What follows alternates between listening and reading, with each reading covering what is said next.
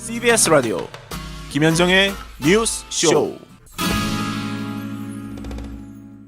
자, 지금 스튜디오에는 한홍구 교수가 나와 계십니다. 성공회대 교양학부의 한홍구 교수, 대표적인 근대사학자 중에 한 분이시죠. 벌써 알아보고 반갑다는 문자들을 보내주고 계시는데 제가 이분을 초대한 이유가 있습니다. 지금 일본의 이 경제 도발에 빌미가 된 게, 명분이 된 게 강제징용 배상 판결 아니겠습니까? 이 사람들은 말해요.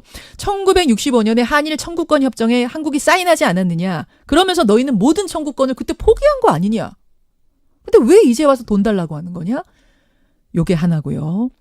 그리고 일본 우익들이 툭 하면 하는 얘기가 있습니다. 지지난주에 그 구로다 논설위원, 산케이 신문 구로다 논설위원도 여러분한테 그런 말 했잖아요. 인터뷰에서. 한국 솔직히 우리 덕분에 잘 살게 된 거 아니냐. 일제 강점기 거치면서 우리가 일본이 철도 깔아줬고, 그것도 65년에 준 돈으로 도로도 깔았고, 포스코도 만들고, 다 이런 거 아니냐? 라는 말을 뉴스쇼에서 했습니다. 이런 일본 우익의 논리를 들으면 우리는 뭐라고 답을 해야 똑똑한 걸까요? 그 똑똑한 답변을 주시기 위해서 한홍구 교수가 나와 계십니다. 어서 오십시오. 예, 안녕하십니까. 참 저는 제가 이제 앞에 리드를 쭉 설명하면서 벌써 막 예. 분노가. 요즘 왜 이렇게 연일 우리가 이러는지 모르겠어요. 예. 일본의 경제 도발 어떻게 보십니까? 1965년도에 예. 그 한일 국교 정상화를 맺을 때 제2의 을사 조약이다. 을사한드 계약을 다시 맺는다. 이제 이런 얘기를 했는데 그 밀렸던 게 지금 이제 그 청구서가 오지 않았나 하는 생각이 듭니다. 제2의 을사늑약 청구서가 2019년에 온 거다. 1965년도에 잘못되고 아주 엉터리로 봉합해 놨었던 것이 그 폭탄이 이제 지금 터진 것이죠.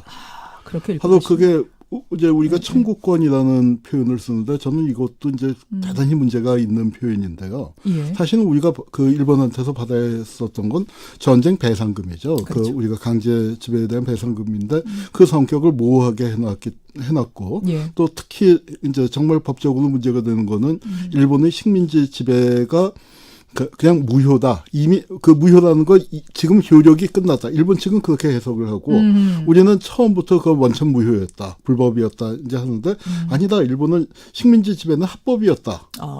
이렇게 하는 큰 차이가 있습니다. 그래서 합법이었기 때문에 그래서 죄가 아니다. 전쟁에 대한 배상금, 배상이 식민지 아니다. 지배에 대한 배상금이 아니고 독립 축하금이라는 거예요. 그러니까 독립한 거 축하해서 이제 예, 옆 나라에서 그러니까 잘 살게 주는 돈이. 그 유명한 사건이 예. 그 이제 박정희 대통령이 처음 그 이제 예. 군사 정권에서 민정 이양하고 대통령으로 취임할 때 일본의 오노라는 사람이 오면서 그 뭐라고 얘기했냐면 그 기분이 어떠냐 했더니 우리 아들이 출세해갖고 거기에 이제 저 그 좋은 일이 있어서 가나 아버지 심경이다 했더니 일본 기자도 깜짝 놀라서 아니 어떻게 그렇게 부르십니까 했더니 이 양반이 그 뭐라고 얘기했냐면 아니야 우리 사석에서는 그렇게 진짜로 불러 그렇게 얘기해서 아주 신문에 크게 났었던. 설마요.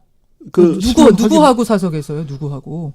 박정희하고 그 당시 이제 군사 정권의 그 핵심 요인들하고 우리는 사석에서 아버지와 아버지 아들 같은 그런 사이야. 일본이 아버지고 우리가 아들이라고요?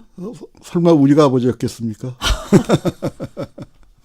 야. 뭐 그런 기사를 저도 보고서 눈을 의심했었는데, 그러니까 일본 기자가 좀 당황해갖고, 아이고 좀 말씀이 좀 지나셨습니다 하는 식으로 얘기를 했더니 일본 기자가 그 우리 진짜로 그런 사이야. 이제 이렇게 해서 그 사람을 경악시켰던 적이 있는데, 이제 그때 그렇게 했기 때문에 이게 우리가 그 일본에서는 그러니까 이게 이제 돈을 주고 받더라도 돈의 성격을 분명히 해야 할 거 아닙니까? 그렇죠.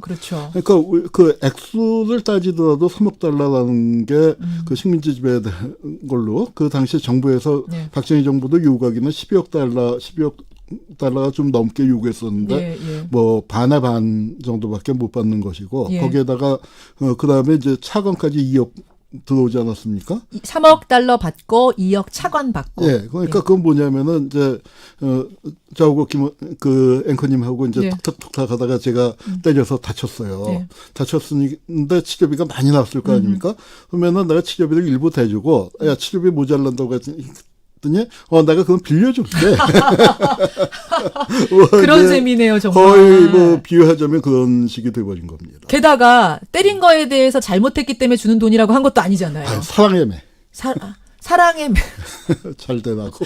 너네 잘 되라고. 선의 약정이라는 참 희한한 그 표현을 썼었죠. 그렇죠. 그러니까 그거를 1965년도에 예. 그러니까 그렇게 맺으면 안 되는 거였죠. 사실은 그 피해자들도 그러니까 지금 그 소송을 제기하신 분들도 우리가 돈 몇 푼 더 받으려고 그러냐. 일본군 위안부 할머니들에 대해서 일본 우익이 하는 게 그러니까 매춘부들이고 돈 몇 푼 받아내기 위해서 그리고 일본이 경제적으로 잘 살게 되니까 지난 수십 년 동안 찍소리 안 하고 가만히 있다가 일본이 잘 살게 되니까 이제 와서 돈 내놓으라고 저런다 하는데 그 할머니들이 정말 부들부들 떨면서 분노하시는 게 우리가 돈 몇 푼 때문에 그러냐.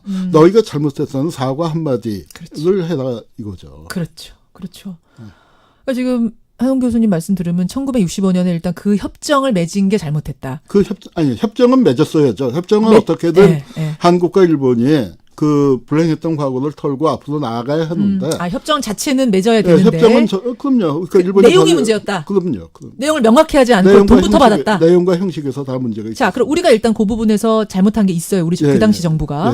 근데 이제 일본이 지금 주장하는 데 대해서는 그럼 뭐라고 해야 돼요? 일본이 아니 어쨌든 그때 돈 받았잖아. 청구권 부분에 대해서는 그때 다 끝났는데 더 이상 돈 안 주겠다. 민간이든 정부든 다 끝난 거라고 해놓고 어쨌든 너네 대통령이 사인해놓고 그러니까 너희 정부에서 사인해놓고 왜 이제 와서 우리한테 기업들이 또 따로 배상하라고 하는 거야? 그거는 이제 그 당시에도 그러니까 이게 그 모호하게 가다 보니까 모호하게 갔는데 이제 거기서 그 아주 확실하게 못 박은 게 청구권은 이걸로 완전히 최종적으로 끝났다. 이제 이렇게 못을 박았는데 그것을 이제 해석을 하는 게 또 이제 그 다릅니다. 국가 간의 청구권은 소멸된 것으로 보는데 한국 정부도 저 일을 달지 않아요. 그러나 개인 청구권이라는 게 있죠. 그래서 그 한국 정부나 또는 그 국제적으로는 어떻게 보고 있냐면은 한국 개인이 일본한테 청구할 때 한국 정부는 나서지 않겠다.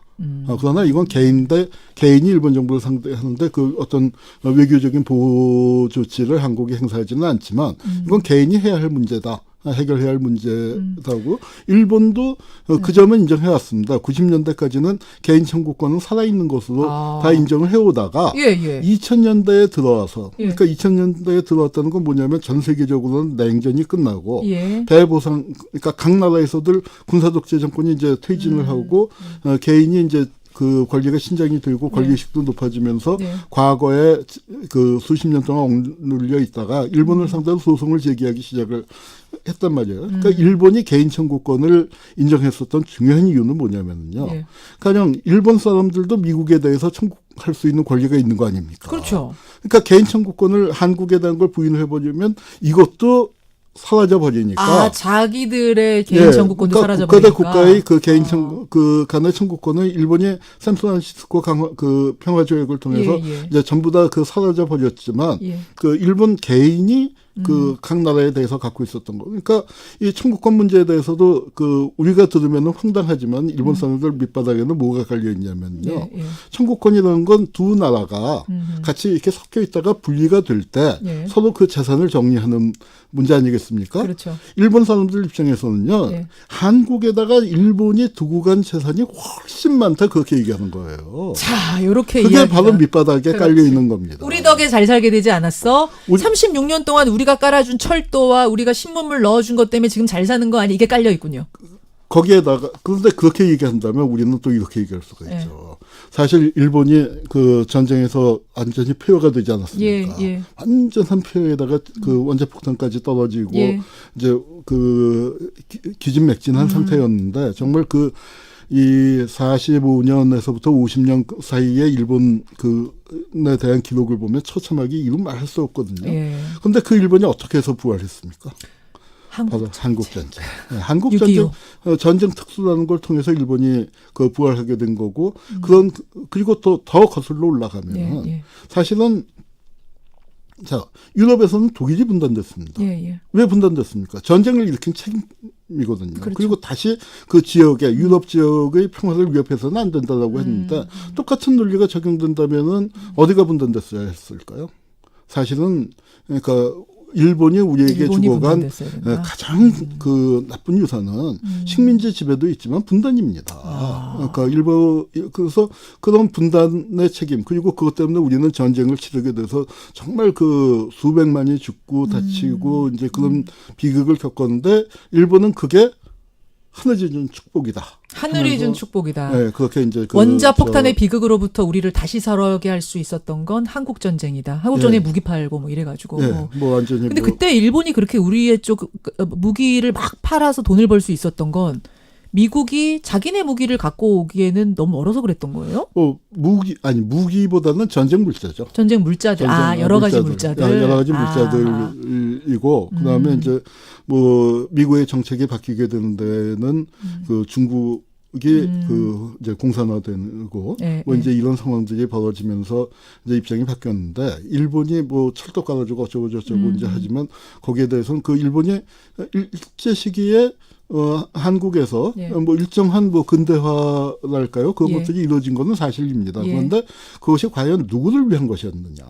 그때 철도 깐 게 진짜 한국 국민을 위한 거였냐? 그게 아니라 조선인들을 위한 게 아니었잖아요. 더 잘 수탈하고 더 대륙으로 그 대륙을 침략해 들어가서 거기서 그걸 대일본 제국을 크게 만들기 위해서 그 초석을 깐다고 생각을 하고서 조선과 만주를 그렇게 그 투자를 했던 것이지 그것이 조선 사람들을 위한 것은 결코 아니었죠. 이렇게 답하면 되겠군요. 철도 얘기하고 어쨌든 36년의 신문물 우리가 쫙 넣어줘서 너희들 잘 살게 된 거 아니냐라고 누군가 우리 뉴라이트 사관을 가진 어떤 뭐 한국인이라든지 혹은 일본 우익이 얘기를 하면 여러분 그렇게 답하시면 되겠습니다. 그 철도 깔아서 뭐 했느냐? 수탈하려고 깔 거 아니냐? 침략 전쟁 더 용이하게 하려고 깐 거 아니냐? 그게 조선인을 위해서 깐 거냐? 그렇습니다. 이렇게 말씀을 그리고 또 더군다나 한국 전쟁을 거치면서 진짜 우리는 다 초토화되지 않았습니까? 초토화됐죠. 거기서부터 우리가 이제 다시 새롭게 일어난 것이죠. 맞아요. 그러면은 그 얘기 할 때는 뭐라 그래야 돼요? 그 65년에 받은 3억 달러와 2억 차관으로 그 포스코도 만들고 뭐 그걸로 저 도로도 깔고 이래갖고 또 일어선 거 아니냐? 한국 전쟁으로 초토화됐던 거. 아니 그 돈을 그걸 우리가 잘 아껴서 잘 써갖고 우리가 있었던 거에 대해서 무슨 얘기를 합니까? 그거는 그러니까 일본이 상관할 바가 아닌 거죠. 다만 그런데 거기서 이제 중요한 부분은 하나가 있습니다. 뭐냐면은 그 돈을 받았기 때문에 한국 정부가 사인한 게 잘못됐지만 사인한 것도 사실이지 않습니까? 그렇기 때문에 사실은 포스코나 뭐 그런 일본으로부터 들어온 돈으로 건설한 거에 대해서는 거기서 나온 수익이라든가 뭐 그런 거는 이 태평양 전쟁의 강제 동원 피해자들에게 우선적으로 돌아갔어야 하는 건데. 그 당시에. 그런데 그렇지. 그걸 안 했죠. 그래서 이제 그 부분에 대해서는 그러니까 우리나라 헌법재판소에서도 그러니까 2011년도에 그러니까 이제 이 판결이 아마 대법원 판결을 끌어내는데 또 중요한 역할을 했다고 생각이 드는데 뭐 일단 한국 정부가 받았기 때문에 그 책임이 그러니까 한국 정부에게도 상당 부분이 넘어갔는데 한국이 그러니까 원폭 그다음에 일본군 위안부 사할린 피해자 이거는 사실은 1965년 한일협정에서는 얘기도 안 됐었단 말이에요. 특히 일본군 위안부 같은 경우. 그런데 그걸 일본으로부터 그렇게 포괄적으로 국가의 책임을 받아놓고서 그걸 이 사람들을 위해서 아무것도 안 한 것은 안 줬어요. 그거는 한국 정부의 책임이다. 그래서 그 부작위 행위에 대해서는 그건 위헌이다라고 그 헌법재판소에서 그 판시를 했고 그런 것들이 이제 한국 사회의 그 분위기에서 과거사 문제를 바라보는 분위기에 또 일정한 영향을 미쳤다고 알겠습니다. 생각합니다. 여러분 이제 정리가 되셨죠? 36년에 우리 6년 동안 우리가 신문물 줘서 너희 한국 잘 살게 됐지 않았냐에 대해서는 그렇게 아까 답하시면 되고 65년 청구권 협정으로 끝났다라는 얘기에 대해서는 그건 일단 명확히 무슨 돈인지도 밝히지 않고 준 거고 그건 뭐 그렇게 받은 건 우리 정부의 책임도 있고 어쨌든 그 당시 그걸로 배상 끝난 거 아니다. 아닙니다. 또는 죄지었다는 거 그때 인정 안 하지 않았느냐 이 얘기를 꼭 하면 되는 또 거고. 또 하나는 이제 정말 이 문제를 어떻게 해결해 나가야 할 것인가가 이제 참 어려운 문제인데 어렵죠.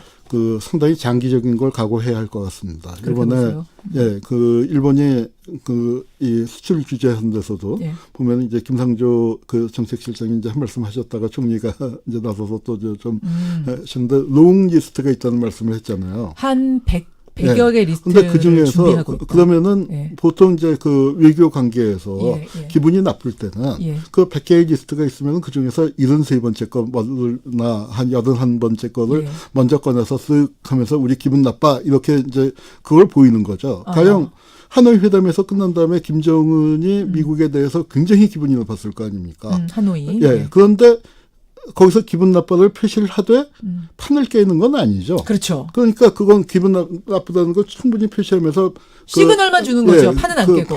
판을 유지해 나가는. 예. 그러면서 다음번 협상에서 유엔 고지를 점할 수 있는 게 많은데 예. 이거는 리스트에 1번, 2번, 3번이거든요. 자, 여러분. 김상조 실장이 얘기한 리스트가 한 100개 정도 우리의 제일 치명적인 것부터 1, 2, 3, 4, 100개가 있는데 일본이 이번에 제일 치명적인 1, 2, 3번을 타겟팅했다. 이 얘기한 거. 예, 그러니까 바로 이거는 초장부터 살수를 쓴 거죠. 이렇게 한번 조금 탐색전을 한 게 아니라 그렇기 때문에 이것이 장기전으로 갈 거라고 생각을 하는데, 그러니까 이렇게 일본이 강경하게 나온 근본적인 이유가 전 따로 있다고 생각을 합니다. 뭡니까? 1965년에 예. 한일 협정을 잘못 맺었는데 예. 이게 국가 대 국가에서 맺었으니까 이걸 바로잡는 게 정말 어렵죠. 어렵죠. 2015년 그 박근혜와 아베 사이에 예. 그 일본군 위안부에 대해서 한일 합의를 했다고 하는데 예. 피해자들 입장에서 말도 안 되는 거 아닙니까? 말도 안 되죠. 그리고 아베가 사과했다고 하는데 할머니들 중에 사과 받은 분은 단 한 분도 없고 예. 전화로 그 뭐 박근혜한테 뭐라고 사과했는지도 일본 의회에서조차 밝히질 않았죠. 뭐 이제 그렇게 예. 됐는데 이거를 바로잡는 것도 국가 대 국가가 사인을 해놓은 거니까 참 힘든 힘들죠. 거거든요. 그런데 그러니까 우리한테는 한 번의 기회가 더 있다고 생각을 합니다. 뭡니까? 한국과 일본 간에는. 조일 수교죠. 조일 수교요? 북한하고. 아. 그러니까 왜냐하면은 지금 그 아베 정권이 저렇게 정말 그 깜짝 놀랄 정도의 강수를 두고 있는 예, 예. 그 중요한 이유는 예. 단지 이번 그 참여인 선거만을 바라보고 있다라기보다는 예. 이게 이제 아베 정권은 그 들어선 이후에 극도로 우경화를 하고 평화헌법을 고치고 이제 전쟁할 수 있는 일본식 표현으로 보통 국가를 향해서 가고 있죠. 정상 국가를 향해서 간다라고 하고 거기에서 가장 큰 가상적은 북한이었단 말이죠. 그런데 지금 트럼프하고 그 김정은이 손을 잡고 저 군사분계선을 왔다 갔다 하고 거기에 문재인 대통령까지 같이 손을 잡고 있는 모습 예. 동아시아에 엄청난 변화가 오고 있는 거 아닙니까? 그렇죠. 그러니까 그 변화는 아베의 그 어떤 가상의 적이 흔들리고 있어요. 예, 보통 국가 구상하고는 완전히 사라지게 되니까 그걸 이제 거기에 대한 위기감과 초조감이 있고요. 예, 예. 그다음에 이제 또 하나는 뭐냐면은 동아시아 정세가 어떻게든 바뀌게 되면은 예. 조일 수교를 해야 할 거 아닙니까? 일본도. 그렇죠. 근데 지금 여기서 보면은 완전히 재팬 패싱이 되고 있는 거죠. 일본이 북한은 일본 쳐다보지도 않아요, 지금. 지금 쳐다보지도 않고 예, 있고 예. 가령 그 트럼프 대통령이 네. 그 김정은 대통령하고 김정은 그 위원장하고 손잡고 그 휴전선을 넘은 거는 네. 미국 대통령이 그거 한번 해보고 싶어서 시호를 한 거 아닙니까? 그 문재인 대통령이 왔다 갔다 하는 걸 보고서. 예. 그래서 그걸 보고 저는 제일 부러웠을 사람은 시진핑이었다고 생각해요. 그리고 아베는 네. 꿈도 못 꿀 겁니다. 꿈도. 아베는 그런 광경을 남북의 지도자가 연출해 예. 아베하고는 절대로 할 연출해주지 일이 없죠, 뭐. 않을 거 아니에요. 예. 그런데 이제 일본이 이렇게 배제됐다도 있지만 예. 또 하나는 일본 입장에서 아주 현실적으로 예. 조일 수교를 해야 합니다. 그런데 거기서 생기는 문제는 뭐냐면 일본은 1965년에 박정희 정권하고 한 거 이상을 주지 않으려고 할 것이고 일본은 북한은 여태까지 버텼는데 예. 그리고 거기서 원칙적인 문제를 세우려고 할 겁니다. 북한은 그러니까 우리 같은 그런 마무리 협정 같은 걸 한 게 없어요. 일본 육사 출신의 친일 경력을 가진 사람이 지도자가 아니라 항일 무장투쟁의 신화에서부터 딱 버티고 있고 일본하고 우리는 당당하게 싸웠었다 하는 입장에서 1965년 한일 국교 정상화가 잘못된 부분을 예. 바로잡을 수 있는 기회고 예, 예. 남북 공조가 거기서 이루어져야 한다고 생각합니다. 그래서 북한을 이용해서 우리가 활용해서 뭔가 이 상황을 뚫어볼 수 있지 않을까. 북한과 1965년 한일 국교 정상화의 문제점을 예. 근본적으로 바로잡을 수 있는 기회는 조일 수교고 그걸 위해서 우리가 남북 공조를 해야 한다고. 북한이 뭘 요구해야 돼요? 일본한테? 우리가 뭘 좀 요구해서 이걸 풀어달라고 말을 해야 돼요? 북한한테? 식민지 지배의 불법성. 불법성을. 네. 거기서 그리고 북한하고 협정 맺을 때 그 인정이 되면 우리까지 영향을 미치는 겁니까? 당연하죠. 아, 네, 그렇게 되면서 우리가 1965년에 잘못됐었던 것을 바로잡을 예. 수 있는 기회가 있다고 생각을 합니다. 그렇군요. 아, 알겠습니다. 지금 사실은 저희가 지금 화제 인터뷰가 준비가 돼 있었는데 질문들이 너무 많이 지금 막 쏟아져 들어오고 있어서 조금 더 화제 인터뷰를 월요일로 좀 미루고 조금만 더 가자는 주문이 들어왔.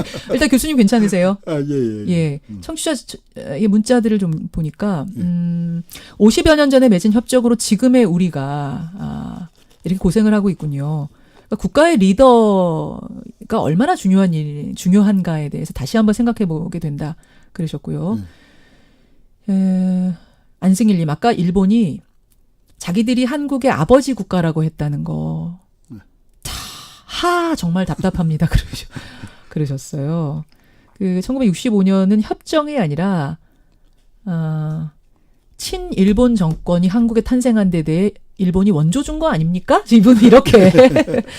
그 축하금을 또 이렇게 해석하시는 분도 계시고 한데, 강제징용 배상 판결이 사실은 이제 일본이 지금 경제 보복 조치하는 것에 빌미가 됐는데요. 그 강제징용이라는 것에 대해서는 일본 기업들은 미쓰비시라든지 뭐 신일철 죽음이라든지 거기서 뭐라 그러냐면, 아니 그때 우리 임금 주긴 줬다. 그 너네들도 사인하고 가져간 거 아니야? 그 월급 주는 거에? 이렇게 얘기해요. 그건 뭐라고 답해야 됩니까?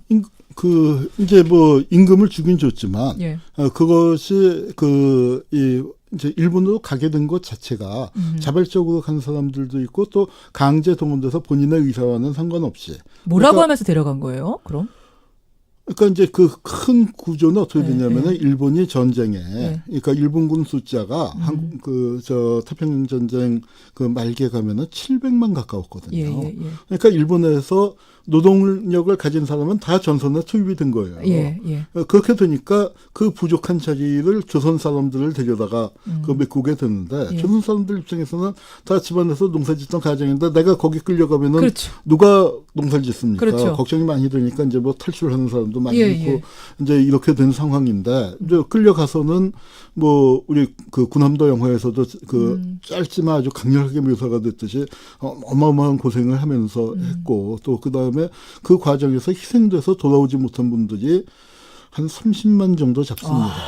그러니까 뭐 요즘 유해송환도 하는 데서 이제 일부 단체에서는 100만까지 주장을 하고 있고. 그 당시 인구에서 30만 100만이면 지금 30만이라면 어떤 숫자냐 하면은 그 일본에 끌려간 분들 중에 10명 중에 1명 이상이 희생됐다는 얘기예요. 그러니까 그만큼 환경이 열악했죠. 그런데 거기에 대한 그런 열악한 환경에 대해서 충분한 보상이 되었느냐와 그다음에 이제 또 문제는 뭐냐면은 그분들이 일본에서 노동을 했지 않습니까? 그래서 이제 돌아오지 못해서 제일동포로 남은 분들도 있고. 그런데 그 당시에 이제 미국 최고사령부죠. 미군의 정책이 일본 내에서 조선 사람들이 돈을 갖고 나오지 못하게 했어요. 그나마도. 그러니까 지금 돈으로 치면 한 5만 원에서 10만 원 정도? 그러니까 사실 말이 안 되는 거죠. 제일동포들이 돈인데 그것도 못 갖고 가겠어요. 60만이 남게 된 중요한 이유입니다. 그러니까 일본에 있었던 재산을 처분해서 갖고 올 수가 없었기 때문에. 그래서 그렇게 많이들 남아 계시는 거예요, 동포들이. 그리고 이제, 그 다음에 또 일본 내에서 문제가 되는 건 이게 바로 이제 역사가 거슬러 올라가면 제일동포 문제까지 나오게 되는데, 제일동포 문제라는 게 일본에서는 굉장히 그러니까 일본의 극우파가 볼 때는 정말 아주 극도의 불안 요인인데 일본은 천황의 나라 그다음에 우리는 이제 그런 의식이 많이 지금 얕아졌습니다만 지금 일본에서는 아직도 그 단일 민족이라는 그런 신화가 있는데 이 조선 사람들이 그게 걸리는 거 아닙니까? 방해예요. 그런데다가 가령 이제 외국인 노동자들에 대한 차별 인식 한국 사회도 있습니다만 일본에서는 뭐 조선인들이 범죄를 많이 저지른다 이제 뭐 그런 식으로 보고 있는데 진짜 문제는 일본의 선거제도가 소선거구제 아닙니까? 소선거구제이다 보니까 각 선거마다 500표, 1000표 차이가 되는데 제일조선인에게 참정권이 부여가 되면 그게 다 뒤집힌다 이거예요. 그러니까 이제 이런 문제들이 있기 때문에 조선인 문제를 이렇게 극도의 민감하게 보는 거죠. 이게 지금 뭐 교수님하고 이 이야기를 쭉 다 풀어가자면 1시간도 부족할 것 같은데 일단 오늘 여기까지 예, 여러분 어떤 배경 지식들 좀 얻으셨을 거라고 보고 일본의 우익이 주장하는 그 어이없는 주장에 대해서는 어떻게 답을 해야 되는지도 좀 얻어 가셨을 거라고 생각을 합니다. 교수님 감사드리고요. 예, 감사합니다. 다음에 또 한번 시간 내서 더 긴 이야기들 풀어주시면 좋겠어요. 예, 감사합니다. 고맙습니다. 네. 성공회대학교 한홍구 교수였습니다. 김현정의 뉴스쇼는 청취자 여러분의 참여로 이루어집니다. 트위터, 페이스북, 레인보우 게시판, 그리고 단문 50원, 장문 100원의 유료 문자 샵 1212, 우물정 1212 통해 참여하실 수 있습니다. 김현정의 뉴스쇼, 여러분과 함께 만듭니다.